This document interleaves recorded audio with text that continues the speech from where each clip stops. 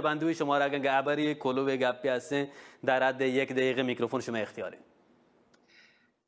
اپوزیسیون در خارج به هر حال تلاش کنه که به قول معروف یک شکل یک نوع تکاپو، یک نوع رقابتی کمتر، بخصوص در میان بخش از اپوزیسیونی که به اصطلاح عمدتا ماش به عنوان اپوزیسیون مرکزگرا در واقع به یک شکلانه حساب کنیم، در تکاپو کمتر که به هر حال ارتباطات خیلی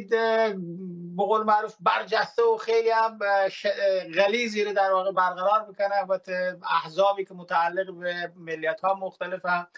و به نظریه که در هر صورت الان این جنگ ایران و اسرائیلی که الان وجود، جنگ ایران اسرائیل نداره، جنگ بین واجد نتانیاهو و واجد خامنه‌ای در واقع هست و ایشان شی باعث بود که الان یک سرپور گیشتری ترونتو کاهمترینی و تقریبا مطمئنترینی وجود بیه و چشمانداز ایشیند که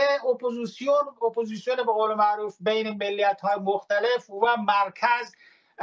به یک تفاهمی نزدیکتر دارند و ایشی جای امیدواری به نظر من، اگر چون همچین اتحادی همچین همبستگی بتوان وجود بیه، شیطان سرنوشت ساز.